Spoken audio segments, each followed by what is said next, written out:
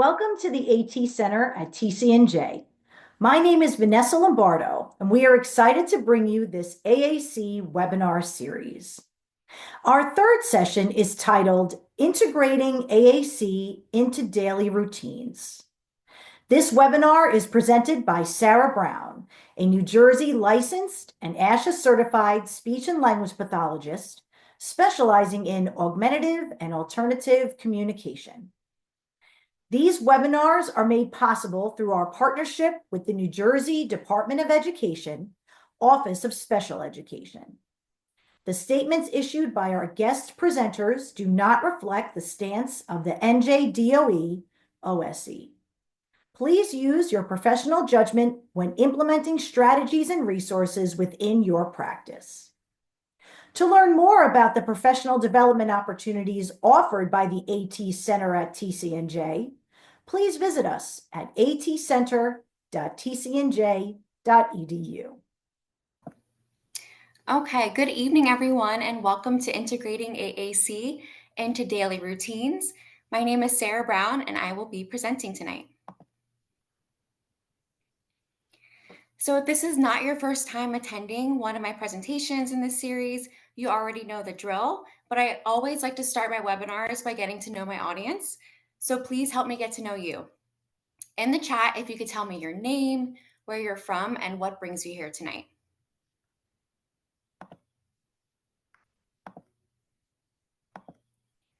So let me pull up my chat so I can see. Okay, Jacqueline, SLP, special education teacher. Rebecca, South Jersey, building principal. All right, wonderful. Lots of SLPs, I love to see it.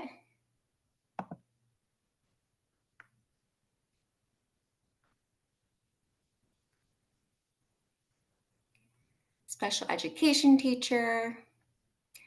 SLP students, welcome students, future SLP, wonderful. Okay, AT consultant, awesome. Welcome everyone, thank you so much for being here tonight. So now that I've gotten to know more about all of you, I'd like to introduce myself and share more about my background before we get started. So I am duly licensed to practice speech-language pathology in New Jersey and North Carolina. I actually just relocated to the Charlotte area. I am certified by the American Speech, Language, and Hearing Association, and I presented statewide on various AAC topics at different universities and schools. And I'm a member of the New Jersey Speech Hearing Association and the North Carolina Speech and Hearing Association.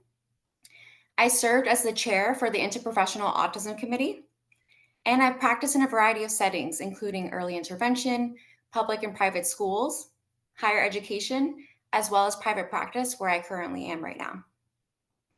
And my areas of interest include AAC, of course, autism, sensory integration and processing, early language development, and neurodiversity affirming therapy.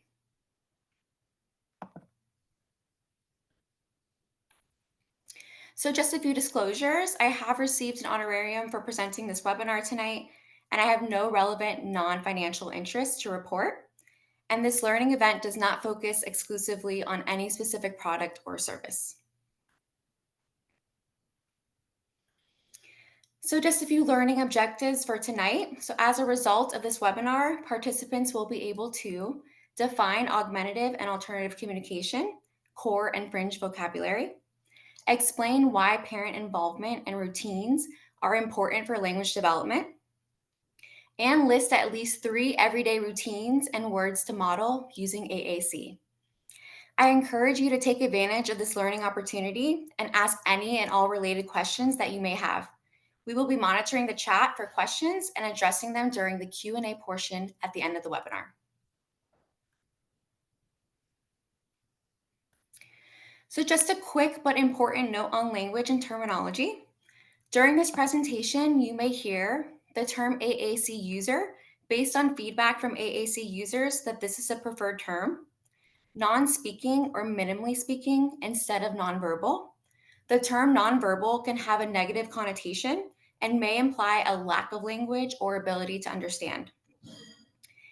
AAC device or AAC system will be used instead of talker based on feedback from AAC users that this is also a preferred term. And generally, when speaking to a group or presenting, I will defer to using identity first language based on the preferences of many autistic adults, meaning saying autistic person instead of person with autism. But when working one on one with students or their families, I will ask what they prefer. When in doubt, it never hurts to ask. So, language matters and shapes perceptions. Terminology is constantly changing, and it's important that we listen to and include the opinions of people with lived experience.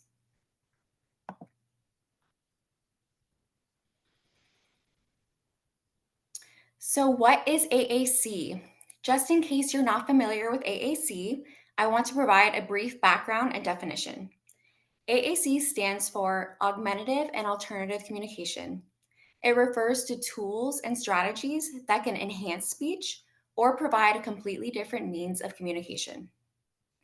It falls under the broader umbrella of assistive technology or the use of equipment, tools, and strategies to improve functional daily living and people with various disabilities and limitations. Augmentative means to supplement or add to someone's speech. So it includes things that can make your message more clear to a listener, such as using facial expressions or gestures, as I'm doing right now. Alternative means instead of, so it includes things that replace spoken language, such as using a dedicated communication device that can only be used for communication purposes.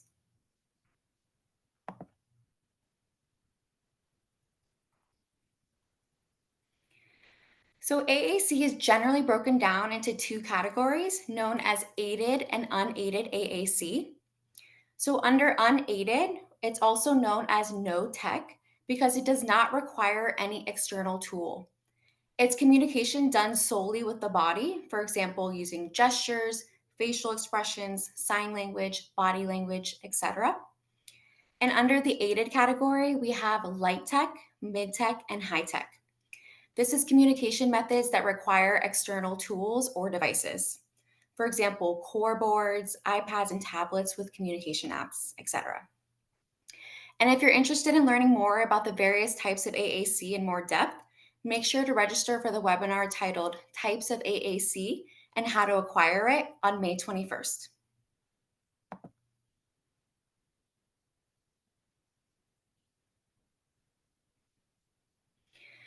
So here are just some different visual examples within each category. Under unaided AAC, as I previously mentioned, this includes forms of communication that only require the body and no external means. For example, sign language, facial expressions, pointing, and body language. Under light tech, these are paper-based tools to support communication.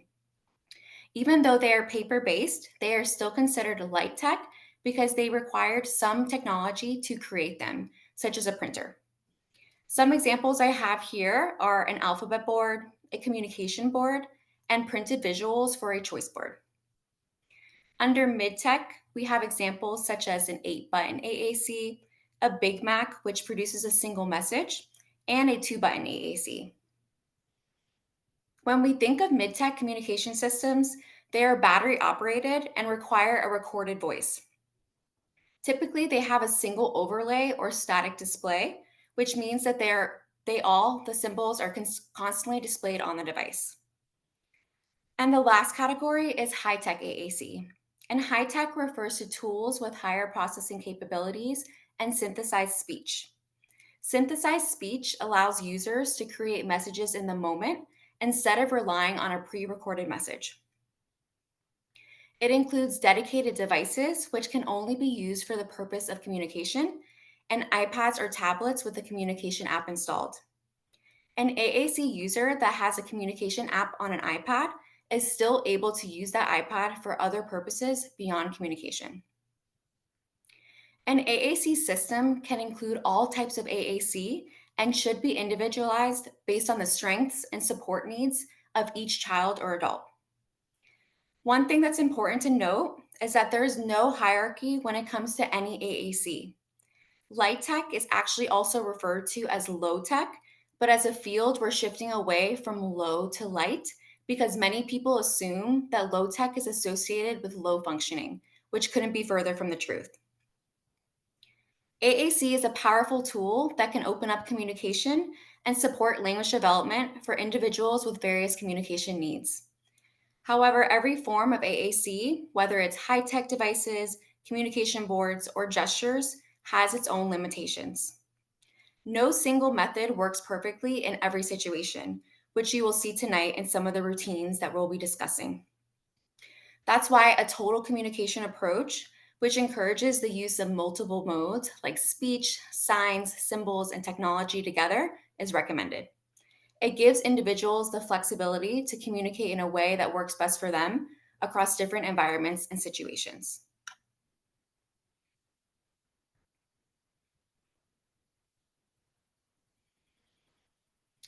So, what the research says about parent involvement. The research by Hatherley et al. 2025 found that parent child interactions during a parent implemented language intervention significantly impacted the language development of children who were late to talk. This study showed that when parents were actively involved and used specific strategies, such as modeling speech in a naturalistic environment, the children's communication skills improved. Number two, the research by Huber et al. 2023 examined the effects of parent coaching between 6 to 18 months on children's language outcomes up to 30 months of age. The intervention led to increased parent child conversational turn taking, which in turn predicted larger vocabulary sizes and more complex speech in children. These benefits persisted even a year after the intervention concluded. And number three, in the third study, researchers looked at infants and toddlers at an elevated likelihood for an autism diagnosis and found that higher parent responsiveness, meaning how well parents responded to their child's cues, was linked to better communication skills later on. Even if the child was showing early sensory hyporeactivity or a lower response to sensory stimuli, strong parent responsiveness positively influenced later communication outcomes.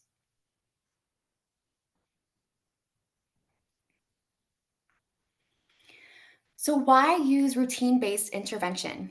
So, number one, routines play a crucial role in supporting vocabulary development by providing consistent, meaningful contexts for language use. Engaging children in daily routines allows for repeated exposure to words and phrases, reinforcing their understanding and usage. This repetition helps children connect words with actions and objects, thus facilitating the acquisition of new vocabulary. Number two, predictability in routines aids comprehension. So, everyday routines play a critical role in supporting children's comprehension by providing structure, predictability, and opportunities for language development. When children engage in repeated daily activities, such as mealtime, bedtime, or getting dressed, they are exposed to consistent language patterns, contextual cues, and sequencing. These routines help children build vocabulary, as I just mentioned, understand cause and effect relationships, and develop narrative skills, all of which are essential for comprehension. Research suggests that routines create a familiar context in which children can better understand and anticipate language and actions, enhancing their ability to make sense of new information and apply it to different situations.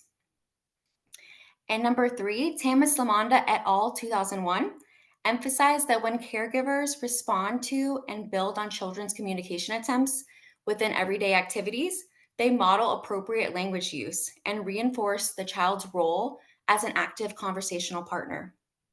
These interactions not only support language acquisition, but also foster pragmatic language skills, such as knowing when and how to speak, how to stay on topic, and how to adjust communication based on the listener's needs. This kind of real time, responsive communication is more meaningful and effective than structured lessons because it's embedded in the child's natural environment and tied to their immediate interests and needs.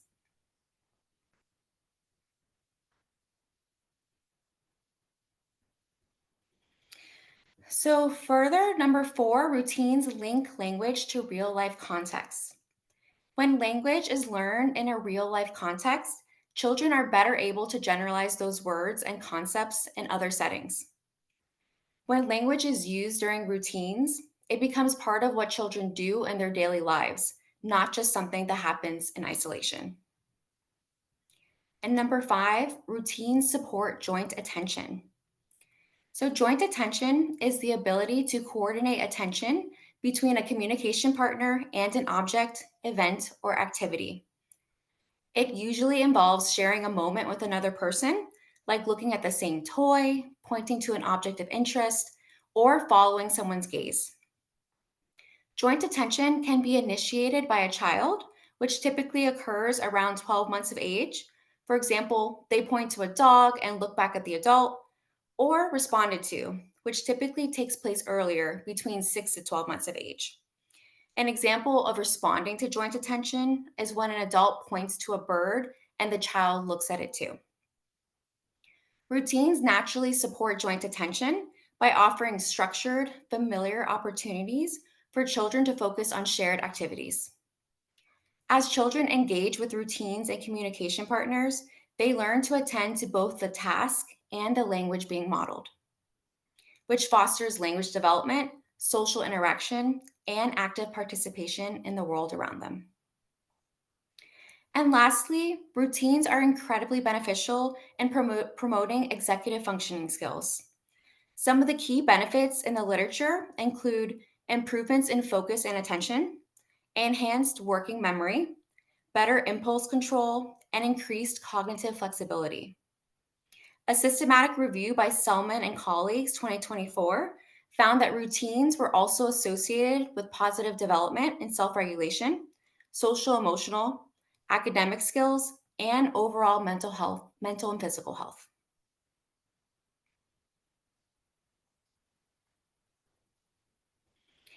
So, now we're going to be talking about some early language strategies and how to incorporate AAC. So, number 1, we have modeling, also known as aided language stimulation. This is an evidence based strategy where a communication partner uses an AAC system by simultaneously speaking and selecting symbols on a device or communication board. When modeling, we should be considering where the AAC learner is with their language. To start, you don't need to touch every word that you're saying on their AAC system. Start simple and meet them where they are. If they're using one word, then you can touch 1 to 2 words on the AAC system while you're saying your full phrase or sentence. And number 2, we have modeling without expectation.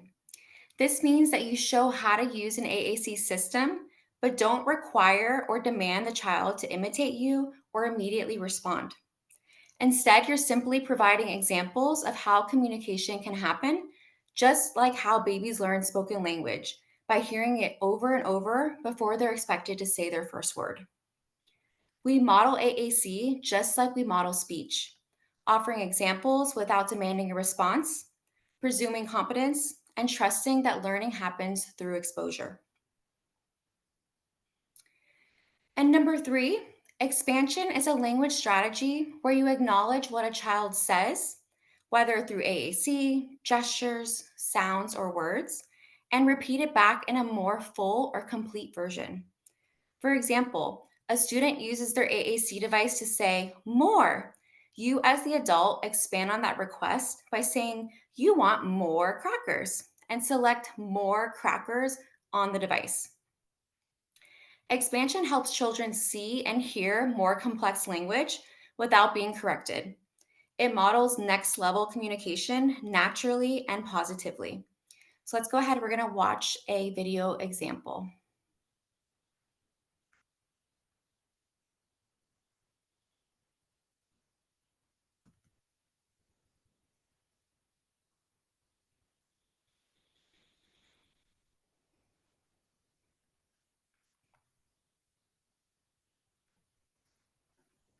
I want more.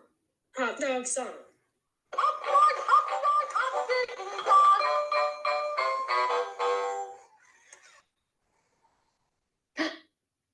want more More. hot dog song.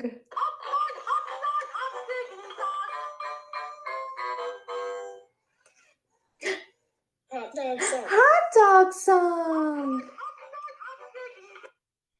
So notice how I was modeling that more extended utterance, and he pressed a hot dog song, but I still, didn't make him go back and use a fuller utterance, but I was still modeling and expanding on that utterance.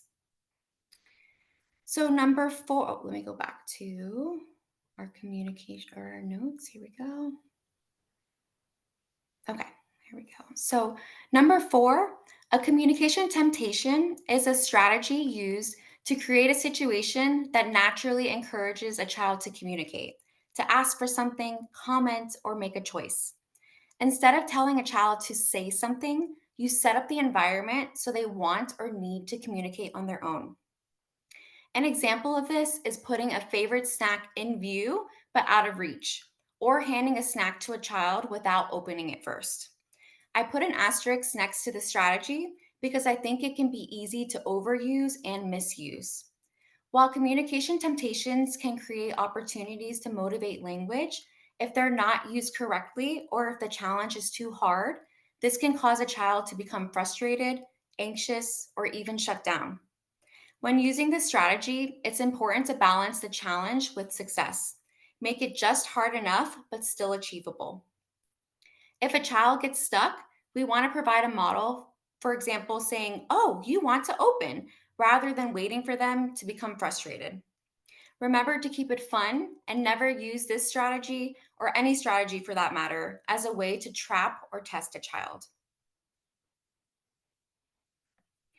And our 5th strategy is repetition.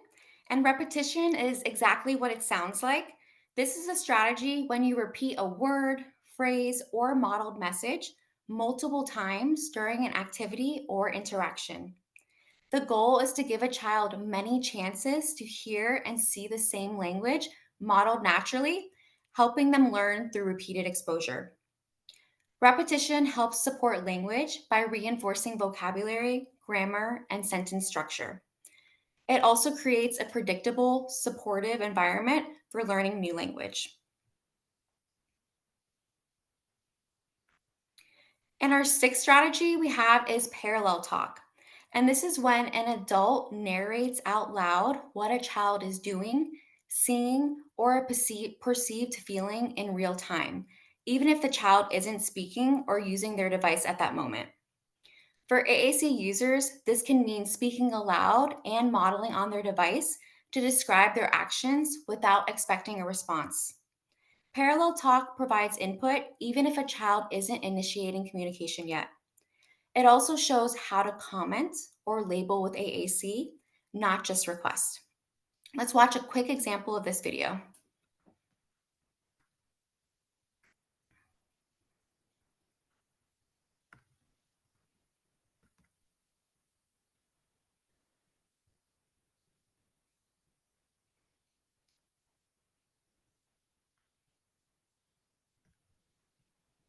Cheese.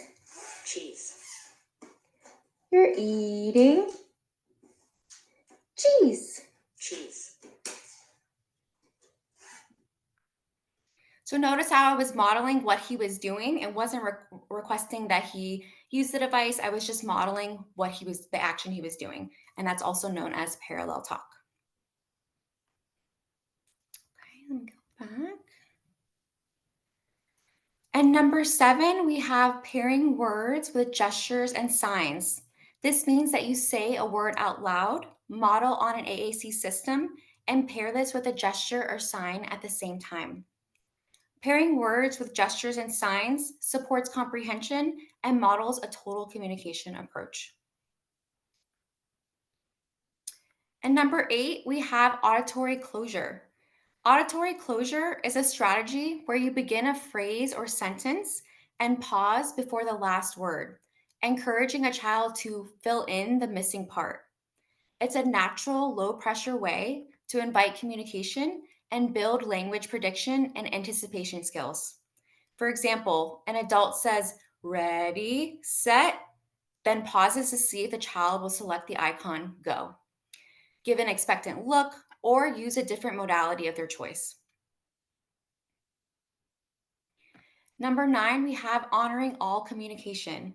And this means that you accept and respond to any way that a child communicates, whether it's through gestures, eye gaze, vocalizations, body language, a speech generating device, or speech, without demanding a perfect or specific form. The focus is on acknowledging the message rather than correcting how it was delivered. Honoring all communication builds trust between a child and communication partner and shows that all forms of communication are valid and valuable. An example of this is when a child points to a toy instead of using their device. You respond by saying, "You want the ball, here you go," while still modeling ball on the AAC device. We never want to withhold items to force a child to use their device. The video I'm going to show you now is a combination of the auditory closure strategy that we just discussed and honoring all communication. Just a little background in this video, we were playing a version of hide and seek, and even though he was not using his device, I could tell that he was engaged and anticipating what was coming next through his giggles and popping out of his blanket at the appropriate time. I would also like you to take notice of his body language. At one point, he wanted tickles, but tensed up.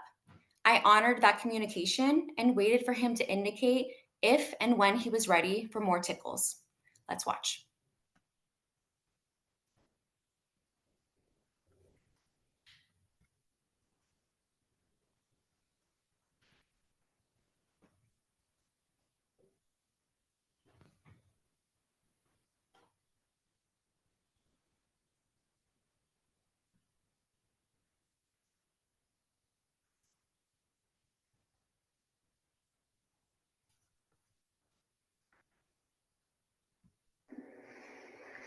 Where's Cameron?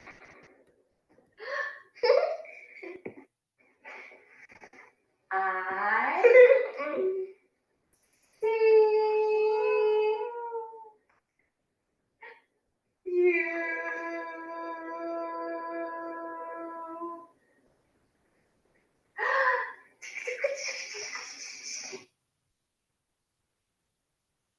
Uh-oh, I think it froze a little bit. Let me rewind a little bit. Squeeze, squeeze. Okay, let me go back because we missed.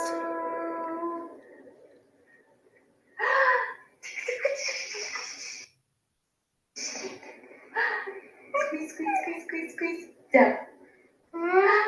Squeeze, squeeze, squeeze, squeeze, squeeze. Down. Squeeze, squeeze, squeeze, squeeze, squeeze. Down.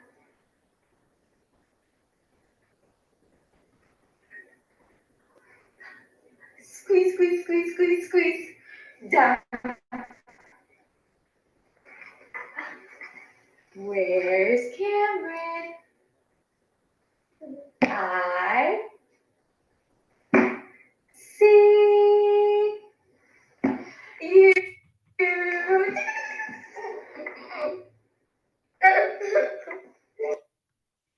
So there was a lot going on there. I was definitely I know it was freezing at some points, but when I went to him and went to go tickle him, he tensed up. So instead of going and still tickling him, I waited there until he showed me that he was ready. So those were some examples of auditory closure as well as honoring all communication.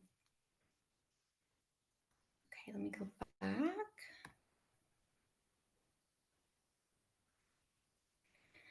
And the final strategy is one that you have likely heard of, but I felt it was important to include because it's often misunderstood.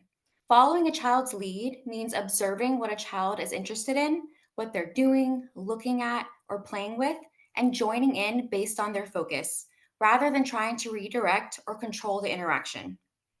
Instead of setting the agenda yourself, you let the child's actions, choices, or interests guide the conversation, play, and learning moment. Following a child's lead is incredibly powerful for many different reasons. It shows children that their interests and ideas are valued, even if they are not age appropriate or necessarily make sense to you in the moment. Following a child's lead also provides authentic opportunities for modeling language and AAC in meaningful contexts. It does not mean letting a child run wild or do whatever they want. Instead, it's a guided interaction based on respect for their interests while you still model and expand on their language.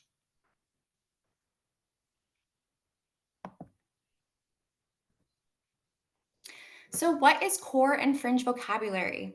So, core vocabulary refers to a small set of high frequency words that are flexible and applicable across contexts, topics, and environments. These words make up a majority of our everyday communication. In fact, studies show that core words account for approximately 80% of the words used in daily communication.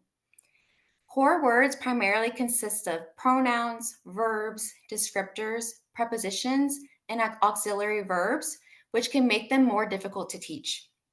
However, it's very important that we teach core vocabulary to promote functional, flexible communication rather than limiting AAC users to scripted interactions or memorized phrases.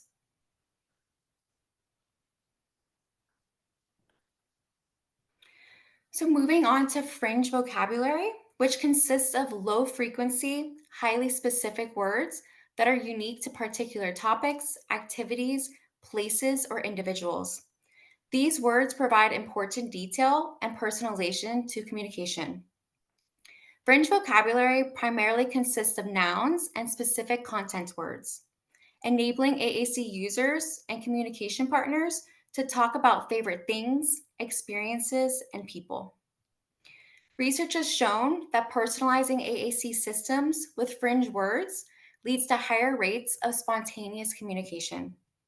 The other night, I received a question about which types of words we should be modeling, core or fringe, and the answer is both.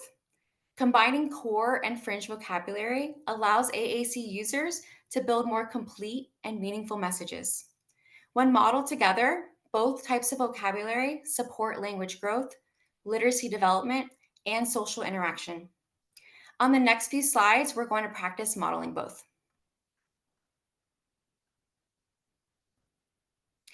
So, types of routines and what to model. We have mealtime and cooking.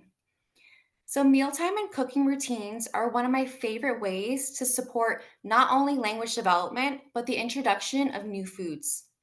Oftentimes, when food is on a child's plate, they immediately view this as a demand and shut down or are unwilling to try.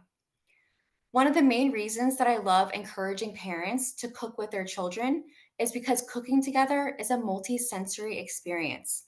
It's visual, seeing different foods, colors, and actions. It's tactile, touching various textures such as crunchy, smooth, or wet. It's olfactory, so smelling different spices and scents can promote use of descriptive vocabulary such as spicy or sweet. It also involves an auditory component. For example, hearing the water boil, the oven timer going off, or the stirring of a mixer. And finally, taste.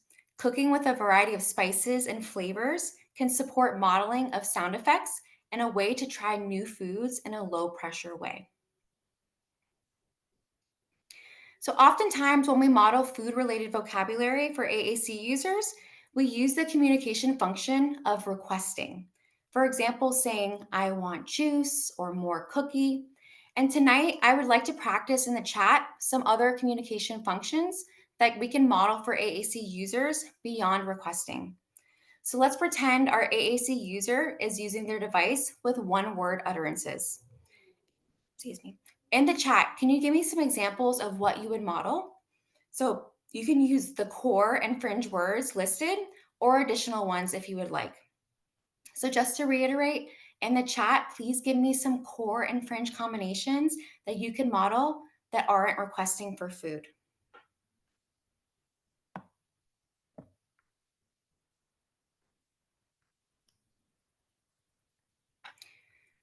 Okay, so we have like ice cream. Yes, definitely.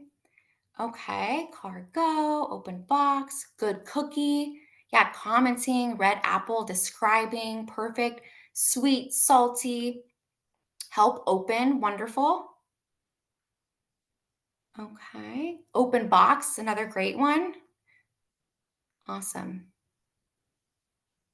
Chew cookie. Different cookies, don't like. Bad milk, no like. Great. Put in, all done juice. Wonderful. Yes. All right, so I saw some great responses in the chat. So it's some examples I wrote down myself were protesting by saying and selecting the icons no and more, or no help if the child wanted to do something themselves.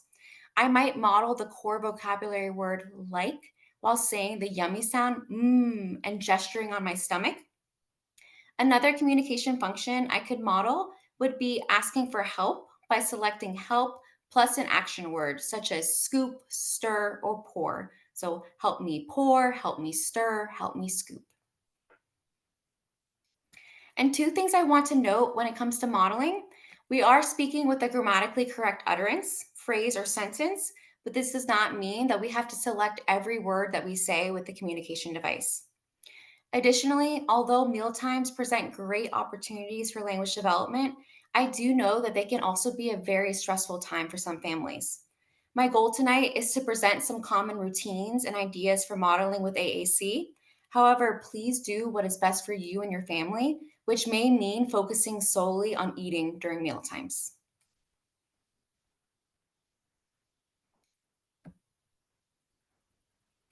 Okay, so our next routine that we're going to talk about is bath time. And this is another routine that involves a multi-sensory experience. The combination of water, temperature, and smells from the shampoo and body wash provides some rich opportunities for modeling both core and fringe vocabulary. So core words such as in, on, wet, more, and all done can be used repeatedly during activities like filling up the tub, pouring the water, and washing. Sound effects such as pop and drip drip can be used to pop bubbles and describe what the water sounds like coming from the faucet. So during bath time, parents and caregivers can support language growth by narrating actions. You're washing ducky, offering choices. Do you want a big bubble or a little bubble? And modeling comments such as ducky is swimming or the water is cold to create a fun and meaningful environment for communication. I would like to note that bath time is a great place to have a core communication board or to be incorporating more signs and gestures since high-tech AAC devices can get damaged with the water. I mentioned earlier that no form of AAC is perfect for every setting, and this is one example of that.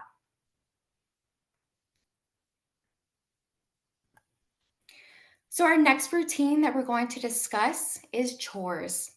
And chores are a great hands-on routine that is perfect for modeling a variety of core and fringe vocabulary. When children are young, they oftentimes want to help and be a part of the action. Participating in chores gives them a sense of purpose and accomplishment.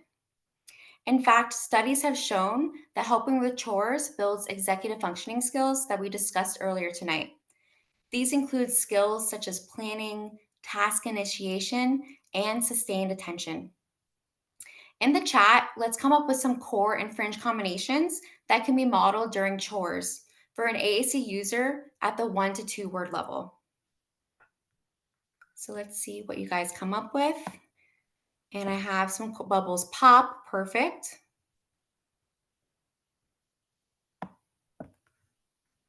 Let's see what other combinations we have.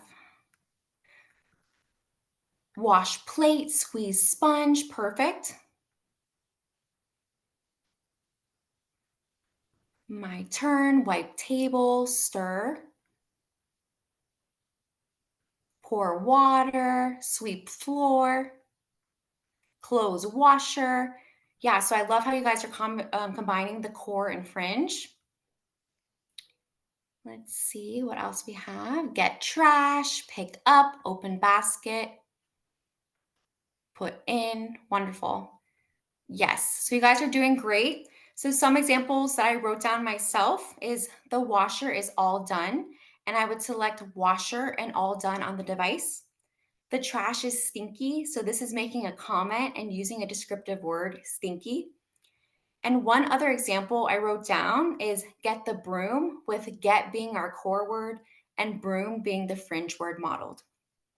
Don't forget to add in those sound effects such as scrub, scrub, while wiping the counter, or swish, swish while sweeping the floors, which I did see some of you guys add those sound effects as well.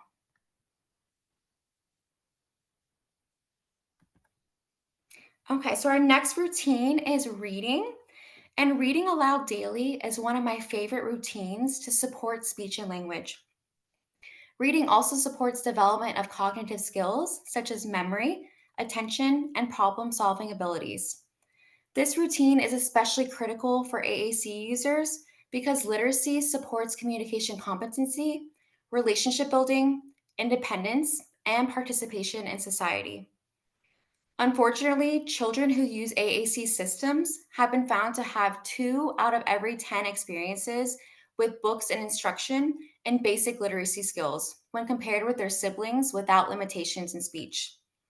Further studies have found that children with complex communication needs are not exposed to shared reading activities at the same rate as their typically developing peers.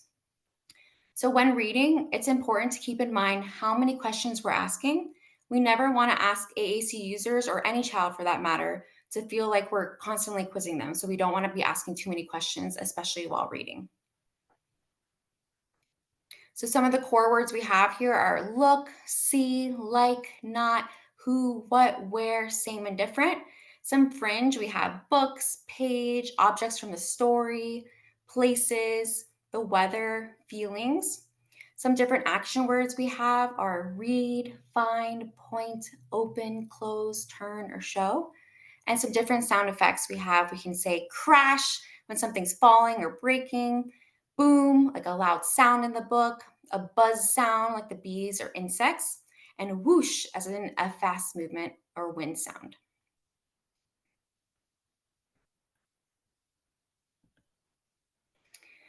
And the last routine we're going to discuss tonight is play. And play is a critical part of speech and language development. It is how children explore, imagine, and connect with the world around them.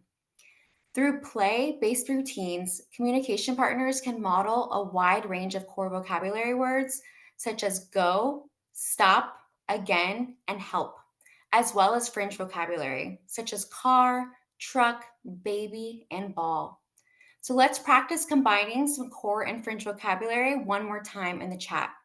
Again, let's pretend that the AAC user is at the 1 to 2 word level. So we're going to practice in the chat combining core and fringe during a play-based activity. Go truck, play puzzle, push car, get bubbles, spin again, get blocks, ball roll, puzzle in, pop bubbles, down the slide. Wonderful.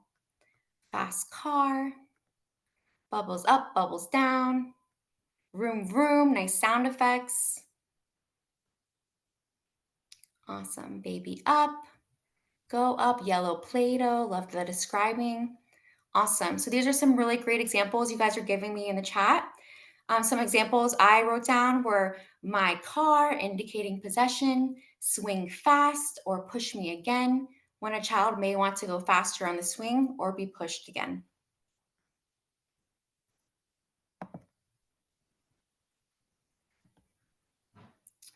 So just a few tips for keeping AAC accessible throughout the day. So number 1, we can put a reminder on the device and on doors.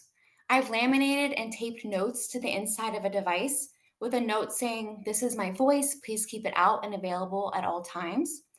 And some of the families that I work with have noted that a sign on the door can be helpful to double check that they have chargers and devices with them.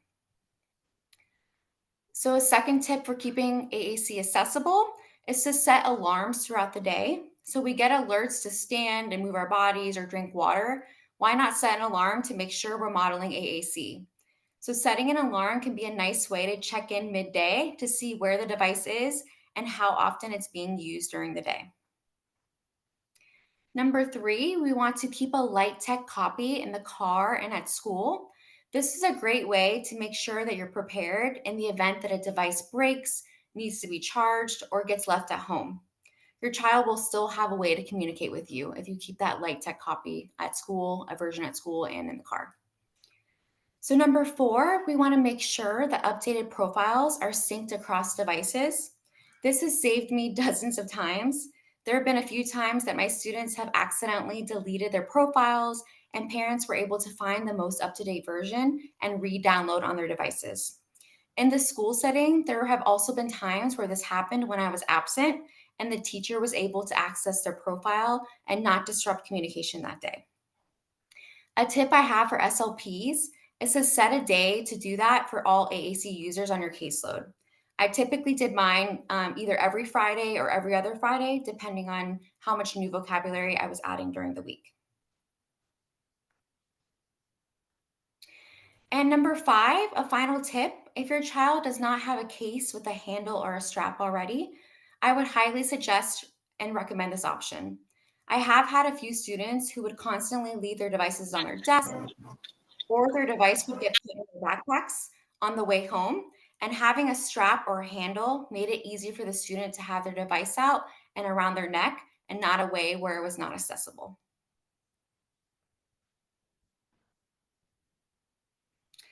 And just a few key takeaways from tonight. So, routines provide consistent and purposeful opportunities for learning language, helping AAC users build and understand vocabulary through repeated naturalistic experiences. Number 2, parent involvement in language intervention is highly beneficial. When parents actively participate and use communication strategies in daily routines, children demonstrate greater gains in language development and more sustained progress over time.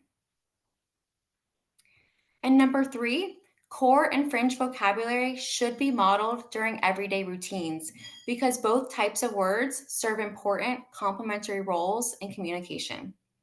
By modeling both during routines, we teach how to combine general and specific words to express fuller thoughts, thus supporting AAC users and learning vocabulary that's meaningful and functional in real-world contexts. So the other night, I got a few questions about resources and anything that I recommend. So I wanted to include this slide. I have a section for websites and blogs. So you'll see some different websites that I recommend. They have a lot of free resources. If you check websites like or device companies like Tobii Dynavox, they also, even though it's more specific to using their equipment, they also have some free resources and core communication boards. And then I know some people like to learn from YouTube or different podcasts. So those are 2 channels that I recommend. We have Lauren S. Enders, who's an AAC and AT consultant, as well as Assistiveware has a YouTube channel.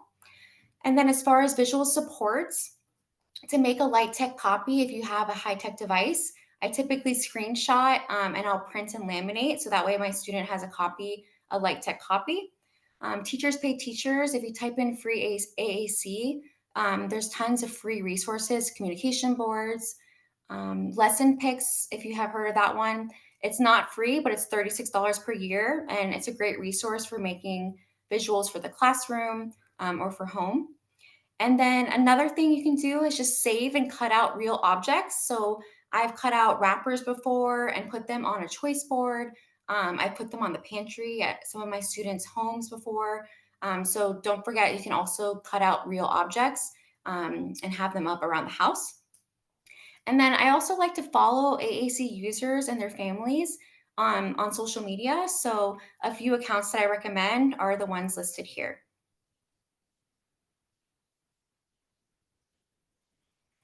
And then just a quick note on future webinars coming up. Tomorrow we have AAC in the Inclusive Classroom. And then later on this month or next month in May, we have types of AAC and how to acquire it, as well as augmentative and alternative communication best practice on May 22nd. And then we do have a survey that will be going out after the presentation, if not already in the chat. Your feedback is greatly appreciated and helps me improve for future presentations. So once you complete this, you will receive a certificate of completion. And if you have additional questions after the Q&A segment or would like to get in touch with me, here's my email, and please feel free to message me on my speech therapy Instagram account, Lives to Language.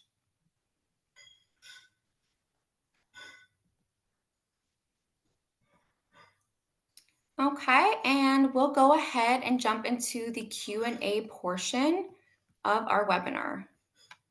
Nice. Thank you so much, Sarah. So folks, if you have questions, feel free to put them in the chat, or if you'd like to raise your hand, I can call on you so you can speak live if you'd like, but I'll read the questions from the chat as they come in and we'll let Sarah take a crack at them. If that works. Already have our first one. So, oh, and if you're here, please stick around. We're going to put the link to the evaluation that'll help us know you were here in just a little bit. So, first question, Sarah, how do I go about setting up Fringe? Do I attach it to the core board? What do I do? So that's a great question. Is that question specifically for a core board? Let's see, It how do I go sounds about sounds setting up? like it. It sounds Okay, like so a lot of core boards, there's different like activity boards, but I do recommend combining core and fringe. Um, a lot of times it's you want to get to know not a lot of times, every time you want to get to know the AAC user and be including nouns that are very relevant to them. So, and we do want a mixture of different things, right? So we don't want just food items, we don't want just toys. So we want some various nouns, but that are meaningful to the AAC user. nice. There's another one in the list here says, is it best practice to model on a student's device or to use a separate device? That's a really great question. So I think that one is very individualized to the AAC user. So I have had students that are very possessive over their devices, and that's completely fine. And actually, I like that because it is their voice. So one thing I recommend is if you or always whenever you're going to use a student's device, whether they're possessive over it or not, is to always say like, "Hey, do you mind if I model on your device?" Or "Hey, I'm going to use your device to say something." So definitely always ask and let the AAC user know that you're going to touch their device because it is their voice. And I don't know if there's any research on if it's better to use one or the other, but obviously high tech devices are very expensive and it's not always the case that we have two devices to model. But I would say if you are able to model on a separate device, that probably would be best. So that way the student knows like, hey, this is their voice, and then I'm showing you on my device.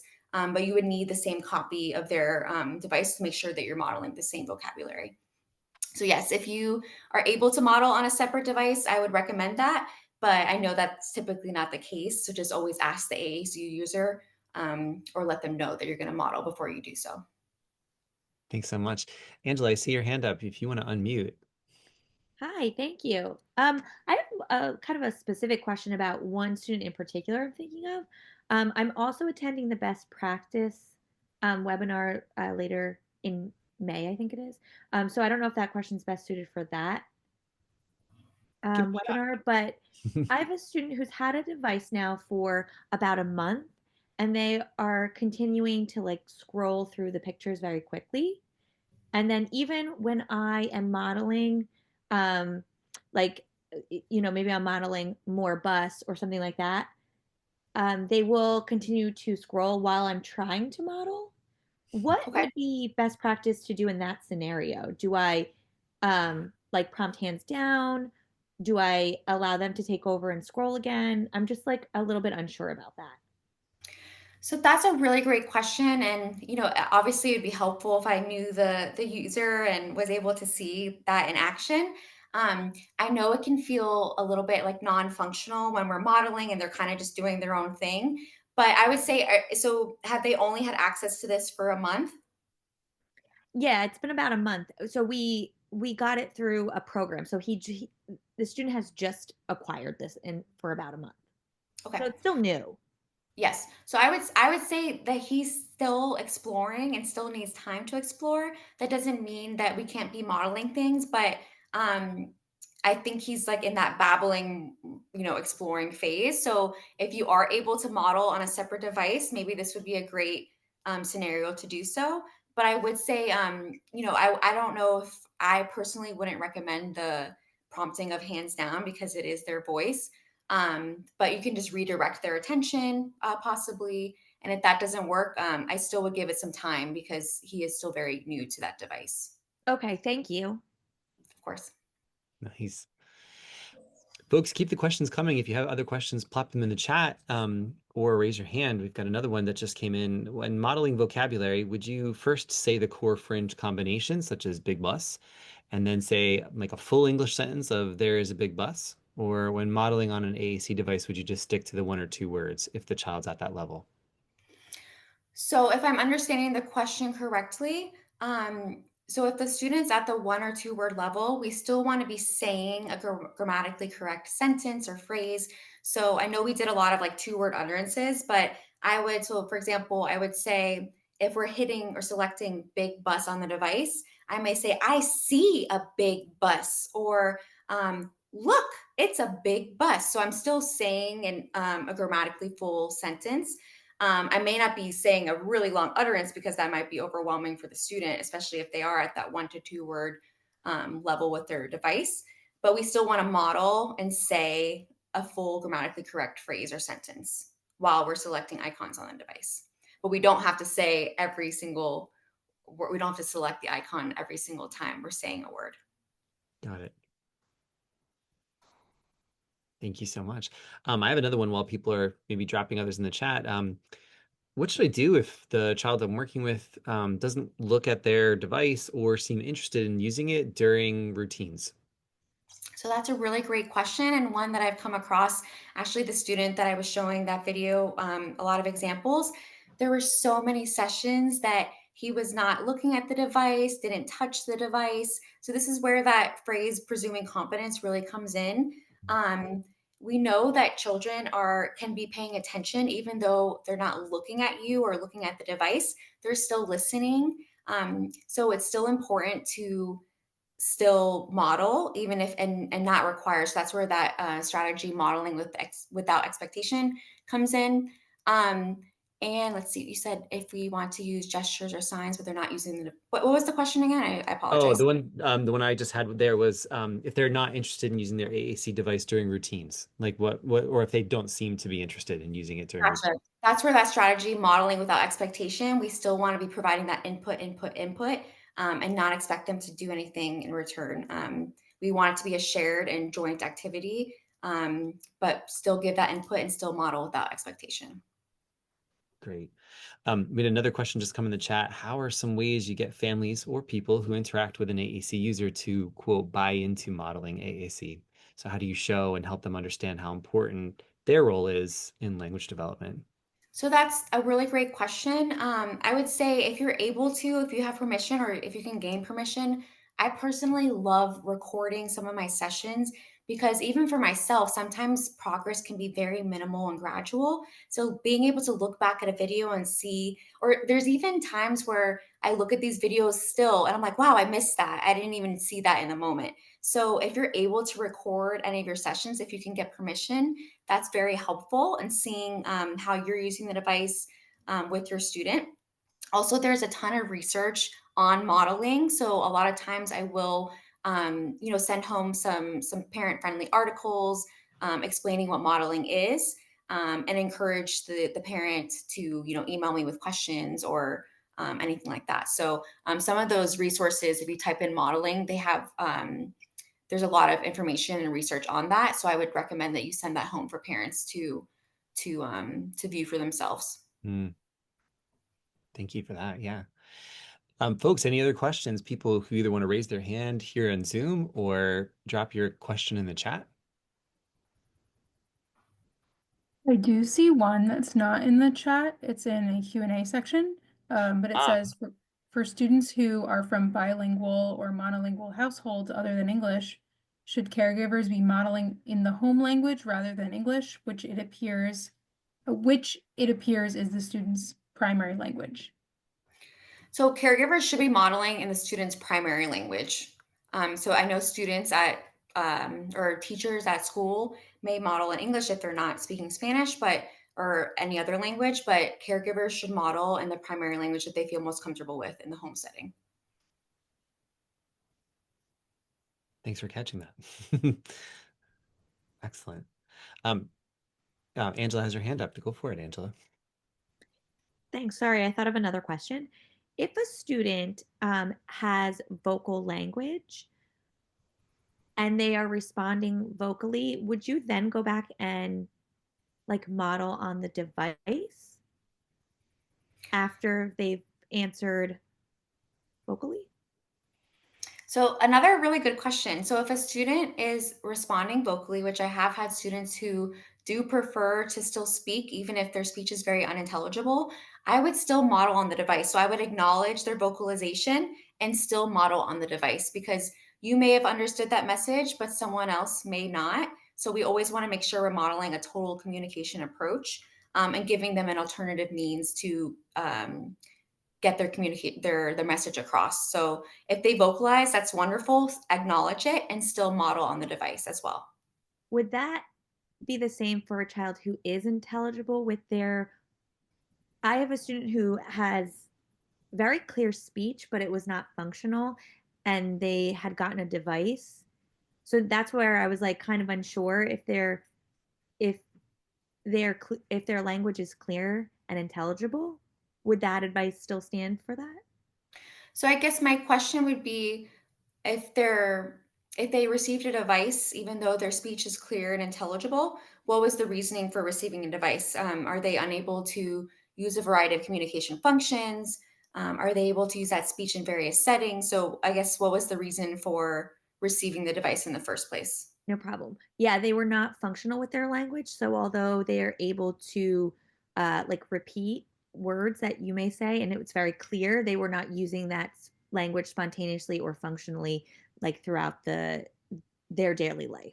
Yeah, so I would model on the device still. So and by not functional, did you mean they were using like echolalia or scripting or Yep.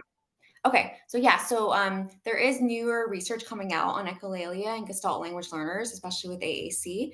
But I would definitely acknowledge, again, we always want to acknowledge the vocalization. And if they are scripting, I would, get behind the meaning of the script and model possibly that meaning. It's a little confusing, and AAC and Gestalt language can be a whole topic on itself.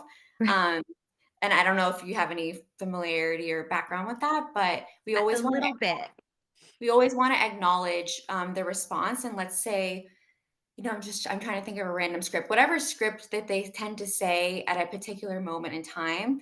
Um, if you know the meaning behind it, model that meaning on the device. Okay. So if they're saying like the bus is green, but you know that that means that they're upset. I don't know where that came from, but you can model, I'm really upset right now and model that on the device. Like I said, Okay. adult language and AAC, that could be a whole other topic. Yeah, But I would love a webinar on that one too. yes, that one is a tricky one. It's very, very interesting, but Yeah. always acknowledge the vocalization and AAC is very valuable for Gestalt language learners and children who script. Okay, Um, perfect. there's even device, touch chat. There's a lot of devices where you can input scripts, or when they say a script, it can go to a certain link and link to a song, or Okay, yeah. that they Like may you can be. attach that meaning. I'm sorry. You can attach that meaning from the Exactly. script. Yes, Okay, perfect. Thank you. of course. Nice. Sarah, we have a couple of questions in the chat, but I'm going to have Maria, who has her hand up, go first so that she can speak her question. Hi, Sarah. I had a quick question about how you handle when a child is stimming on a device, like hitting a certain button repeatedly. I typically acknowledge it and I'll say, you like how that sounds, or is that funny? But I think sometimes in the classroom, it becomes disruptive, and sometimes staff and teachers are not sure what to do. I didn't know if you have a good way to handle that.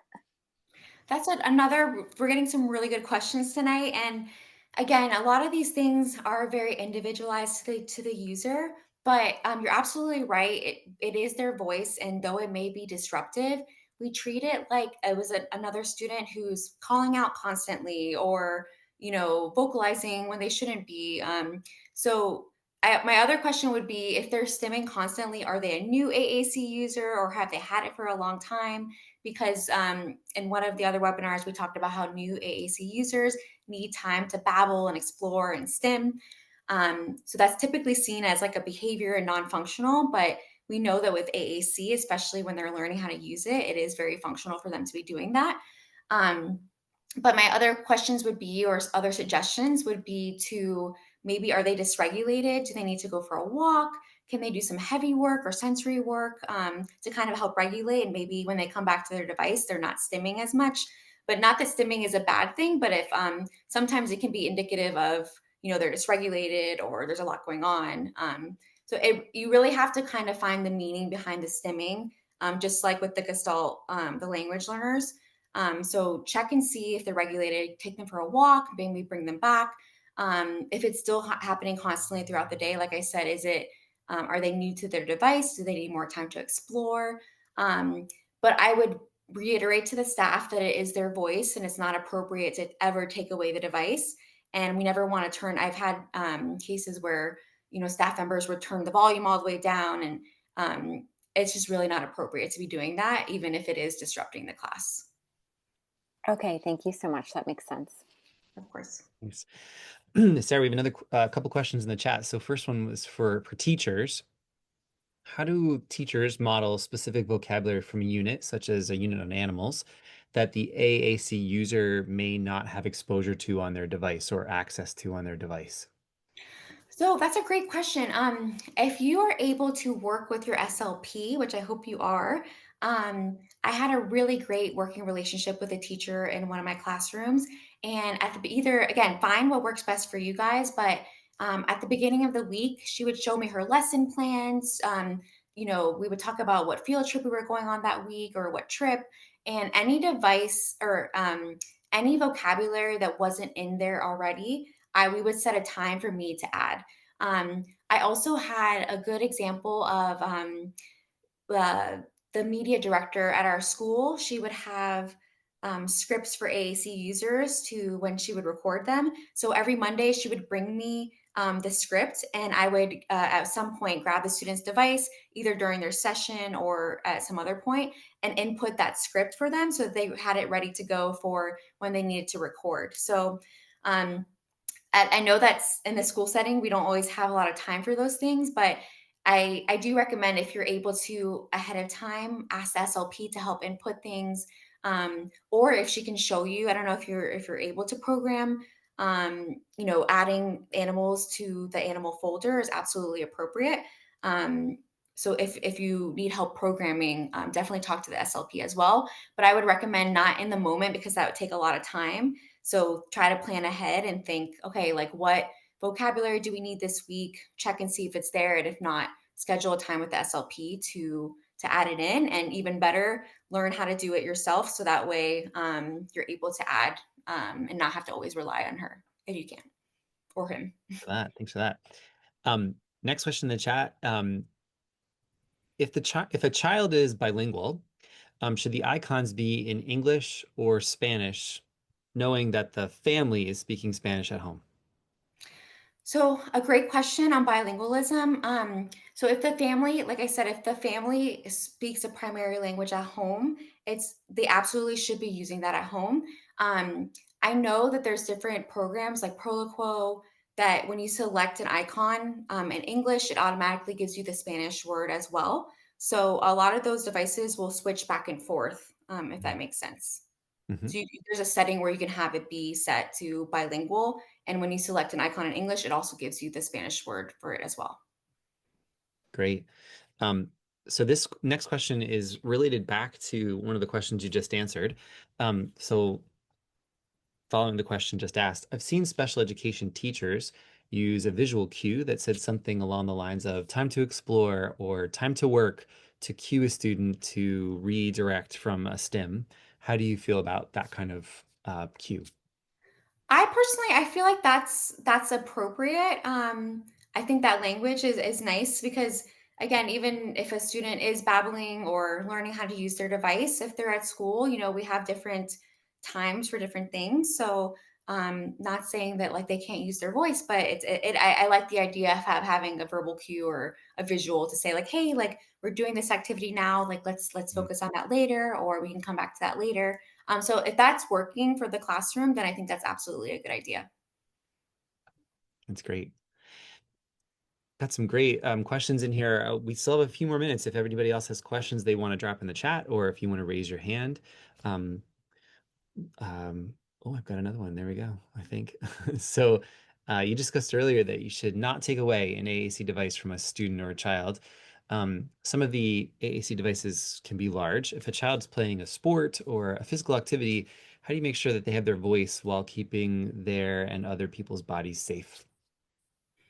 Another really great question. So that would be an example of hey, maybe having the device around them with objects that are being thrown and things like that isn't really appropriate in that setting. So I've seen sometimes where I think an example that just came to mind was I worked with an SLP who her student was going to her job and waitressing and having her device around, like she was cleaning tables. It just really wasn't working for her. So she had like a watch with some different AAC options and some different like questions and common phrases that she wanted to say.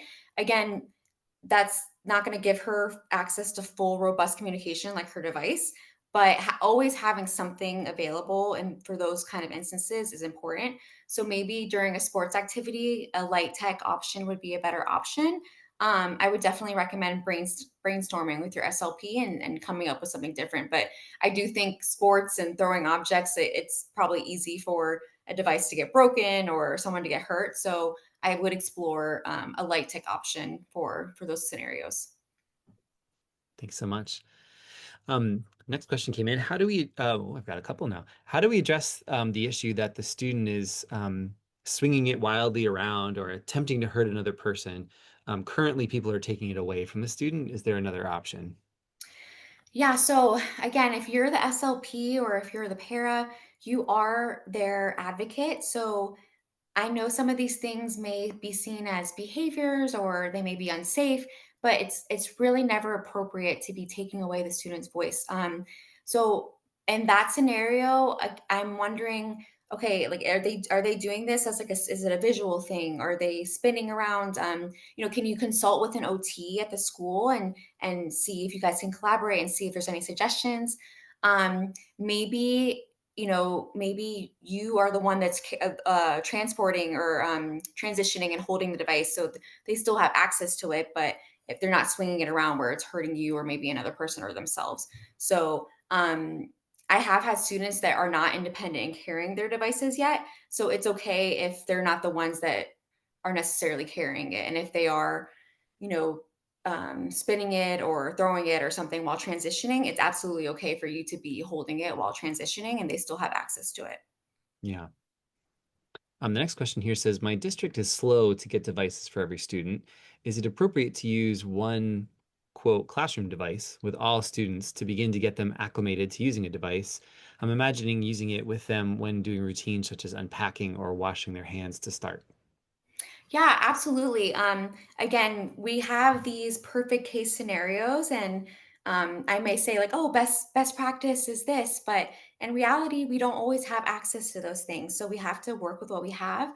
And I think it's absolutely great for you to start with that one device if that's what you have. Another thing you could do is if that's the only device you have, you can print out some core boards of that. You can, so that way each student has their own. And that way, when you walk around, you're modeling on the device, and they also have their own version on their desk as well. So that would be a nice, if you're able to print out some light tech communication boards of your device, that would be, that way they have access to it all day. And when you leave the room, they still have a core communication board. Thanks for that. Last call. Anybody questions in the chat or want to raise your hand to ask a question for tonight's webinar?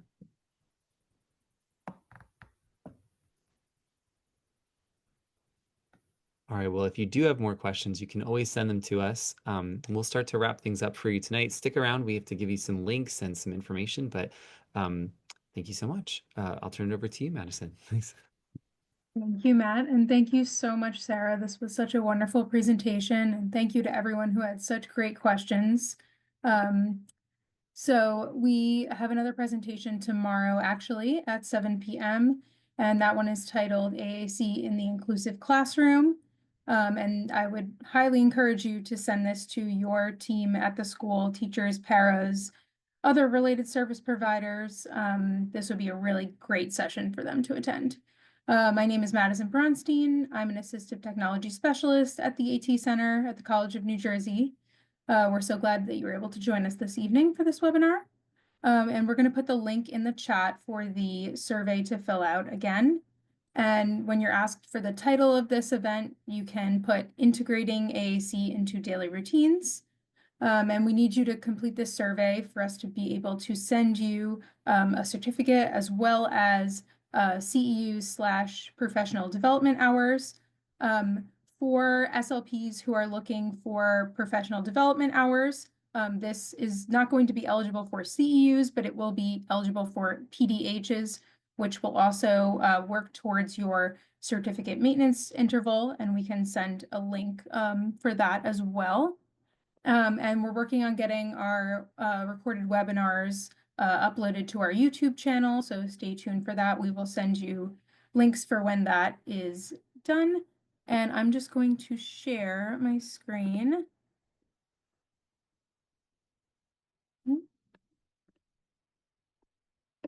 I'm just going to share a slide, just how you can contact us at the Assistive Technology Center. And yeah, if anyone has any other questions, feel free to put them in the chat. And thank you again. Thank you, Sarah. Thank you, everyone, for coming. Just to address the question in the chat really quickly, we'll be posting this webinar recording to our YouTube channel. And if anybody who registered for the event tonight will get an email letting you know when that recording has been posted. So for the person who had a hard time getting in, we'll make sure you get access to it. Folks, we appreciate you being here tonight. Thank you so much. We'll stick around for a little bit, but if you have the link to the survey, we hope you have a great night and that we see you tomorrow at our webinar. Thank you, everyone. Thanks, folks.